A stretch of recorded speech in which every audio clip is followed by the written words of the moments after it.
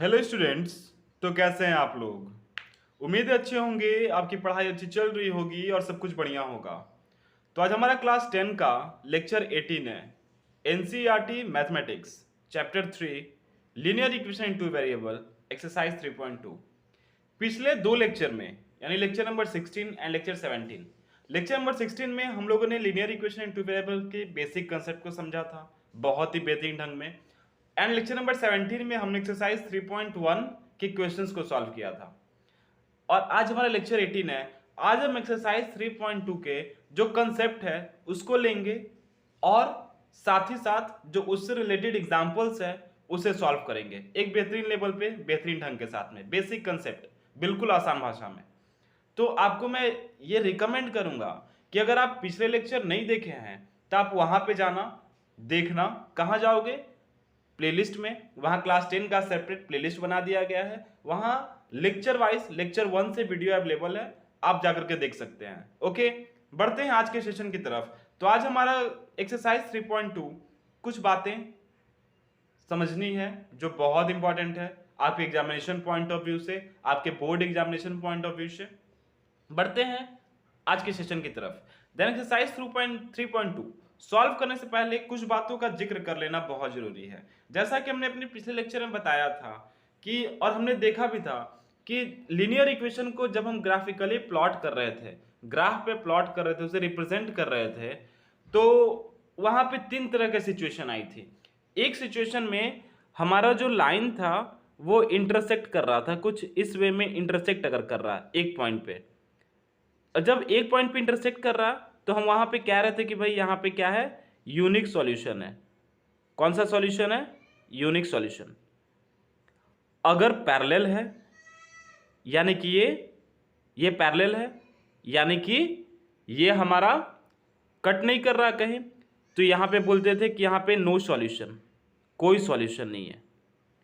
And question number third में, और question third नहीं मतलब थर्ड पॉइंट पे हमने देखा था कि वो को इंसिडेंट कर रहा, मतलब एक ही लाइन पे दोनों इक्वेशन हमारा प्लॉट हो जा रहा था।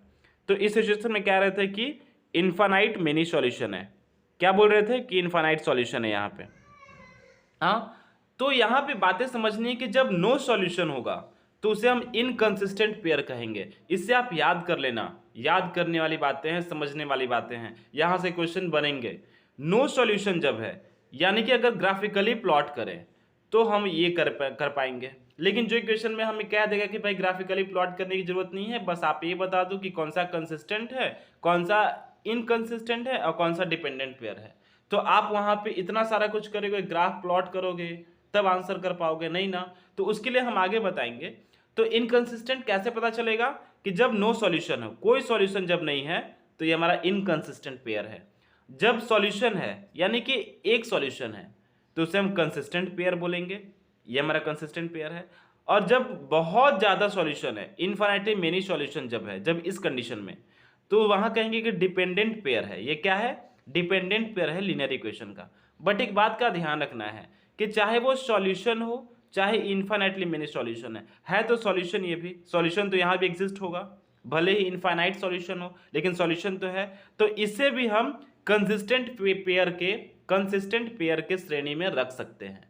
आई बात समझ में? इसे हम कंसिस्टेंट पेयर के श्रेणी में रख सकते हैं। अगर क्वेश्चन में सिर्फ दो ही ऑप्शन दे कि कौन सा इनकंसिस्टेंट है और कौन सा कंसिस्टेंट है, तो कंसिस्टेंट में हमारा यूनिक सॉल्यूशन वाला भी आ जाएगा और इनफाइनाइट सॉल्यूशन वाला भी आ जाएगा। क्योंकि सॉल्यूशन तो यहां भी है बट इनफाइनाइट है, वो अलग बात है, बट सॉल्यूशन है तो ये कंसिस्टेंट आएगा। यानी कि जब क्वेश्चन में दो ऑप्शन हो, कंसिस्टेंट एंड इनकंसिस्टेंट, देन ये भी हमारा कंसिस्टेंट के श्रेणी में आएगा। आई बात समझ में? आगे बढ़ते हैं। अब आप बोलोगे सर जी अगर ग्राफिकली प्लॉट करें तभी तो ये पता चलेगा कि हमारा यूनिक है कि नो सॉल्यूशन है कि इनफाइनाइट सॉल्यूशन है, क्योंकि ये बताने के लिए तो हमें इस चीज का ज्ञान होना चाहिए कि कौन सा यूनिक है, कौन सा नो है, कौन सा इनफाइनाइट सॉल्यूशन है। तो क्या हमें ग्राफिकली प्लॉट करना होगा? तो मैं बोलूंगा कि नहीं करना है, जरूरत नहीं है। तो उसके लिए करना क्या होगा, कैसे पता करोगे? तो आप ऐसे पता करोगे कि अगर इक्वेशन मान लेते हैं दो इक्वेशन दिया गया है, दोनों में ए बी सी होता है, देन पहला इक्वेशन का पहला टर्म a1/a2 हमारा b1/b2 के बराबर नहीं होता है, नॉट इक्वल टू b1/b2, तो हम बोलेंगे भाई ये इंटरसेक्टिंग है, यानी कुछ ऐसा है। और ऐसा है इसका मतलब क्या कि यूनिक सॉल्यूशन है। आई बात समझ में? अगर a1/a2 is equal to b1/b2 is equal to c1/c2, तो ये क्या है, तीनों अगर बराबर हो जाए तो हम बोलेंगे कोइंसिडेंट लाइन है, यानी कुछ ऐसा। और कोइंसिडेंट है तो कौन सा, डिपेंडेंट पेयर। ये कौन सा, कंसिस्टेंट पेयर। यहां पे अगर a1/a2 is equal to b1/b2 हो जाए and not equal to c1/c2, c1/c2 के बराबर नहीं है, तो ये हमारा कौन सा लाइन हो गया, पैरेलल लाइन हो गया। ओके, तो पैरेलल लाइन में हमारा कुछ ऐसा आएगा। तो मतलब ग्राफ प्लॉट करने की जरूरत नहीं है, अगर ये आप ध्यान में रख लिए, आप इसका स्क्रीनशॉट ले लेना। ओके, आप इसका स्क्रीनशॉट ले लेना और आप इसे याद करना। ओके, इससे आप याद कर लेना, दिमाग में बैठा लेना कि ऐसा होती है, क्योंकि ये बहुत इंपॉर्टेंट है आपके एग्जामिनेशन पॉइंट ऑफ व्यू से। आई बात समझ में? आगे बढ़ते हैं, अब कुछ एग्जांपल देखते हैं। जैसे अब बोलोगे सर जी a1 a2 क्या था, b1 b2 क्या था, तो जैसे यहाँ पे a1 क्या हो गया, इसके कोएफिशिएंट, x के कोएफिशिएंट जो है a1 कितना है, यहाँ पे कुछ नहीं है, मतलब 1 है। यहाँ पे a1 क्या है, 3 है। यहाँ पे b1 क्या है, -2 है। यहाँ पे b2 क्या है, 4 है। यहाँ पे c1 क्या है, c1 क्या है, कुछ नहीं, मतलब 0 है। और यहाँ पे -20 है, तो इसका काम तो हटा दो। अब क्या बताओ, ये दोनों बराबर है, बराबर नहीं है, बराबर नहीं है, बराबर नहीं है, मतलब क्या है, ये कुछ ऐसा बनाएगा ग्राफ, यानी कि इंटरसेक्टिंग बनाएगा। अगर बराबर नहीं है तो इंटरसेक्टिंग बनाएगा, और जब इंटरसेक्टिंग बनाएगा तो क्या चाहिए, इसका एक सॉल्यूशन है, एक सॉल्यूशन है, एक कंसिस्टेंट पेयर है। आई बात समझ में? यानी आप समझ पा रहे हो कि बिना ग्राफ प्लॉट किए हम कितना आसानी से बता पा रहे हैं। यहाँ पे आप देखो a1/a2, b1/b2 and c1/c2, minus minus cancel, 2 1 जा 2, 2 2 जा 4, 3 1 जा 3, 3 2 जा 6, 9 1 जा 9, 9 2 जा 18, यानी कि 1/2 1/2 1/2 आ रहा है। तीनों बराबर है, तीनों बराबर है, यानी कैसा, कोइंसिडेंट, कुछ इस तरीके का ग्राफ बनेगा। अब जब कोइंसिडेंट है मतलब कि क्या, इनफाइनाइट मेनी सॉल्यूशन, और जब इनफाइनाइट मेनी सॉल्यूशन है मतलब क्या, कि ये डिपेंडेंट पेयर है। आई बात समझ में? हाँ, यहाँ पे देखते हैं क्या है, 1/2 इज 2/4 -4 -12, माइनस माइनस कैंसिल, 4 1 जा 4, 4 3 जा 12, 2 1 जा 2, 2 2 जा 4। यानी आप देख पा रहे हैं कि a1 is equal to b1/b2, a1/a2 is equal to b1/b2, but not equal to c1/c2। तो इस यहाँ पे कौन सा पेयर बन गया, पैरेलल हो गया। पैरेलल हो गया यानी कि नो सॉल्यूशन, और जब नो सॉल्यूशन है मतलब इनकंसिस्टेंट पेयर। आई बात समझ में? इसी को हमने एग्जाम्पल के तौर पे आपको समझाने का कोशिश किया यहाँ पे, उम्मीद है आप समझ गए होंगे। बढ़ते एग्जाम्पल 4 की तरफ, कि check whether the pair of equation, ये जो हमारा पेयर ऑफ इक्वेशन दिया गया इसे आप चेक कीजिए कि ये कंसिस्टेंट है या नहीं है। अगर है तो ग्राफ प्लॉट कीजिए, कंसिस्टेंट है तो ग्राफ प्लॉट कीजिए, कंसिस्टेंट नहीं है तो ग्राफ प्लॉट करने की जरूरत नहीं है। तो अब देखते हैं पहले, अब कंसिस्टेंट है कि नहीं कैसे पता चलेगा, तो देखते हैं a1/a2, a1/a2 कितना हो गया, 1/2, b1/b2 कितना, 3/-3, c1/c2 कितना, 6/12, देन 3 1 जा 3, ये तो कैंसिल हो गया, 3 2 जा 6, 3 से 3 2 जा 6, 3 4 जा 12, 6 1 जा 6, 6 2 जा 4, यानी कि क्या हो गया, क्या हो गया, ये 1/2, 1/1 -1 एंड 1/2। आप बताओ क्या ये दोनों बराबर हो रहा है, a1 not is equal to a1/a2 not is equal to b1/b2। जब a1/a2 not is equal to b1/b2, then ये क्या है, कुछ कट रहा है, इंटरसेक्ट हो रहा है, इंटरसेक्ट हो रहा है, यानी कि ये कंसिस्टेंट पेयर है, कंसिस्टेंट है, क्योंकि जब इंटरसेक्ट कर रहा है मतलब कि एक सॉल्यूशन है, यूनिक सॉल्यूशन है। अब यूनिक सॉल्यूशन है मतलब कंसिस्टेंट पेयर है, अब कंसिस्टेंट है तो इसे ग्राफिकली प्लॉट करेंगे। तो आप देखो यहाँ पे x + 3y = 6, इसे हम क्या लिख सकते हैं, x + 3y = 6 क्या लिख सकते हैं। आप इसे ग्राफ प्लॉट करने के लिए हमने बताया था कि पहले वैल्यू देखना होगा, वैल्यू आप कैसे फाइंड आउट करें, कम से कम 2 वैल्यू लेके चलना है, ये हमने बताया था आपको। देन ये x हो गया, ये y हो गया। अब इसको हम लिख सकते हैं x = 6 - 3y, x = 6 - 3y। अगर y के जगह पे हम 2 पुट कर दें, y के जगह पे 2 पुट करें तो ये क्या हो जाएगा, 6 हो जाएगा। 6 माइनस 6 कितना हो जाएगा, 0 हो जाएगा। अगर y के जगह पे 0 पुट कर दे, यहाँ पे 0, तो ये क्या हो जाएगा, 0 पूरा। अब 6 में से 0 हो जाएगा तो 6 0 बच जाएगा, यानी y के जगह पे 6 पुट किए तो x हमारा क्या हो गया, 6 हो गया। एक इक्वेशन ये बना किसके लिए, इक्वेशन 1 के लिए, और ये इक्वेशन 2 है, ये इक्वेशन 1 के लिए, फॉर इक्वेशन 1। इक्वेशन 2 के लिए ऐसा ही एक टेबल बनाते हैं। कितना आएगा, ये x हो गया, ये y हो गया, ये x एंड y हो गया ना। अब x का वैल्यू क्या है हमारा, अगर हम इसे इस फॉर्म में कर दें कि इसे हम इस फॉर्म में अगर कर देते हैं कि 2x माइनस 2x है, 12 प्लस 3y हो गया, साइड चेंज हुआ तो माइनस से प्लस हो गया, और x के जगह x यहाँ मल्टीप्लाई में है तो यहाँ के डिवाइड में हो गया। Then x is equal to इतना तो लिख ही सकते हैं। अब y के जगह पे अगर हम -4 पुट करते हैं, क्यों, क्योंकि इसे काटना है, कम से कम होल नंबर में हो तो ज़्यादा बेटर है। तो जब y का केस में अगर हम -4 पुट करेंगे तो ये क्या हो जाएगा, -12। अब +12 -12 0। अब 0 को किसी भी नंबर से डिवाइड करेंगे तो वैल्यू क्या आएगा, 0 आएगा ना।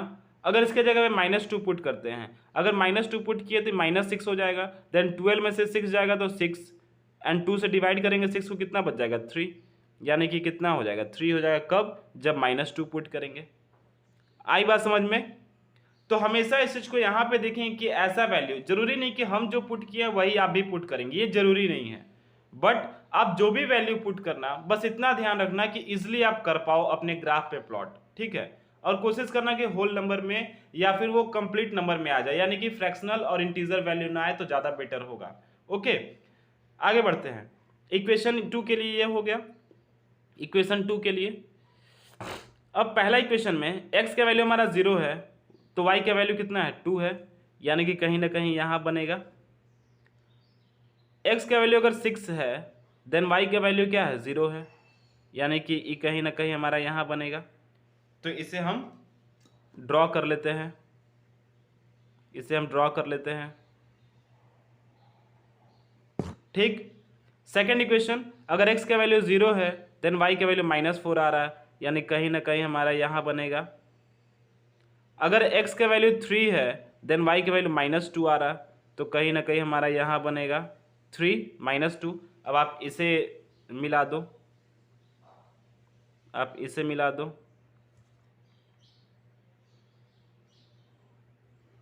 इसे मिला दिए, कहाँ कट किया, जहाँ कट किया ये आपका आंसर हो जाएगा। तो यहाँ पे आंसर क्या आ रहा है, x का वैल्यू 6 है, y का वैल्यू 0 है।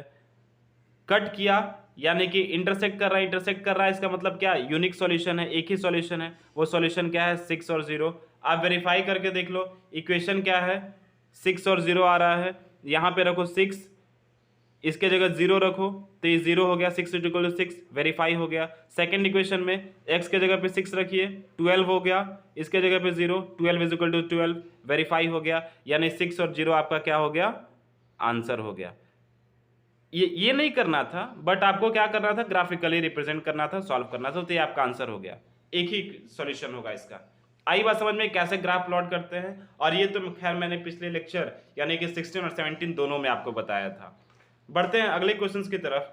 तो अगला हमारा क्वेश्चन क्या कह रहा है कि एग्जाम्पल 5 क्या है कि ग्राफिकली रिप्रेजेंट करना है, आपको बोल दिया है क्वेश्चन में, find whether the following pair of equation have no solution, unique solution और इनफाइनाइट मेनी सॉल्यूशन।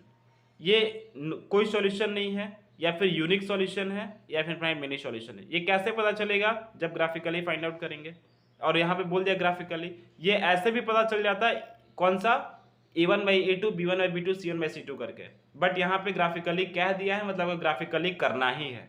आई बात समझ में। तो पहले इक्वेशन 2 को हम आसान बनाते हैं। कैसे आसान बनाओगे आप, नीचे वाला को हमें हटाना है, तो यहाँ भी 5 है, यहाँ भी 5 है। अगर हम 5 से मल्टीप्लाई कर दे सबको, अगर 5 से हम मल्टीप्लाई कर दे सबको, दोनों तरफ जो भी करेंगे दोनों तरफ मल्टीप्लाई करेंगे, LHS में भी RHS में भी, ताकि इक्वेशन बैलेंस बना रहे, ताकि इक्वेशन बैलेंस बना रहे। तो आप बताओ हमें, ये 5 5 कट गया 1 टाइम्स में, ये 5 5 कट गया 1 टाइम्स में, तो ये क्या हो गया, ये 3x into 5 15x minus 24y plus, ये प्लस है ना, प्लस 3, 0 इंटू 5 तो 0 ही हो जाएगा। तो एक इक्वेशन ये हमारा हो गया, एक इक्वेशन ये हो गया। इसी को हमने, इस इक्वेशन को इस वे में ले आया ताकि आसानी हो। अब यहाँ पे ग्राफिकली प्लॉट करना है, क्या करोगे, पिछले इक्वेशंस की तरफ ये बनाओगे,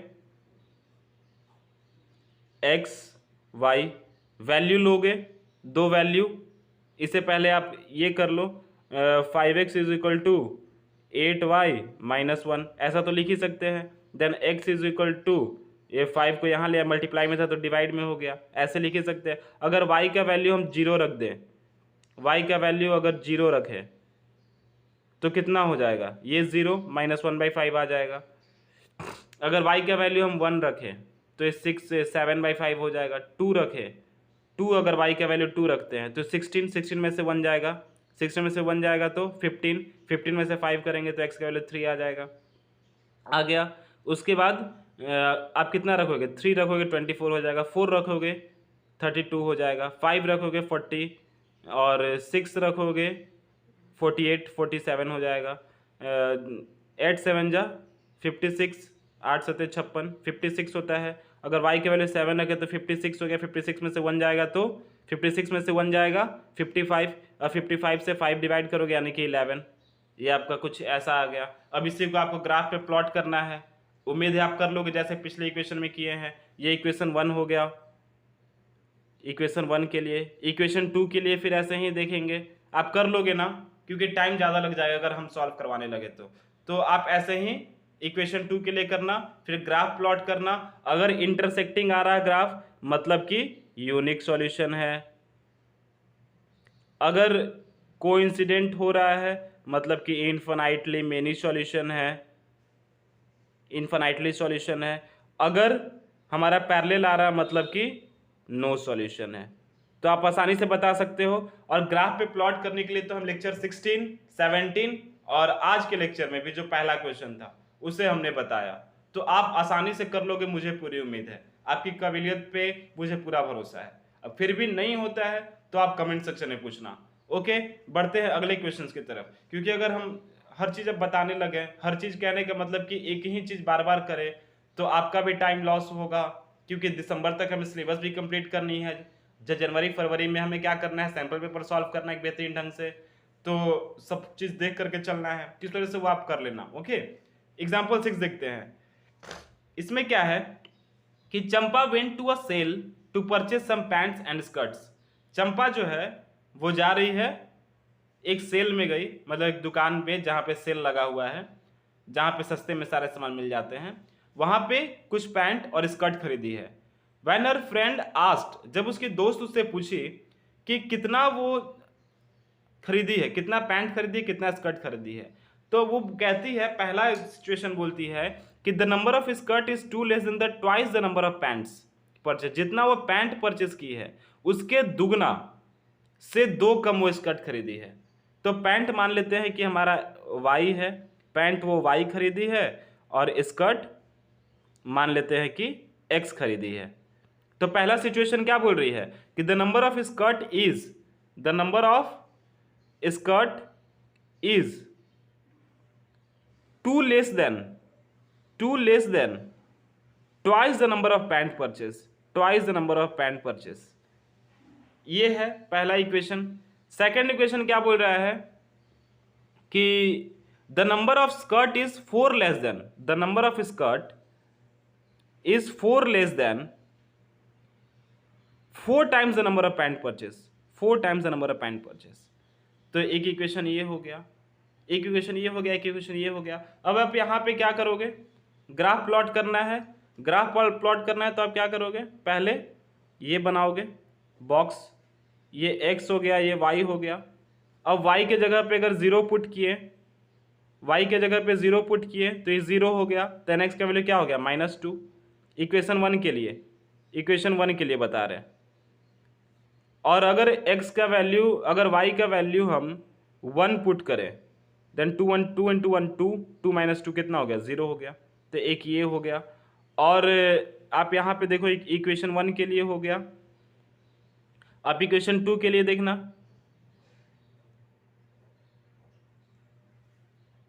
इक्वेशन 2 के लिए देखिए x एंड y, अगर x का वैल्यू हम y का वैल्यू 0 पुट किए तो ये 0 हो गया, देन x का वैल्यू -4, एंड अगर हम y का वैल्यू 1 पुट किए तो ये 4 हो गया, देन x का वैल्यू क्या हो गया 0।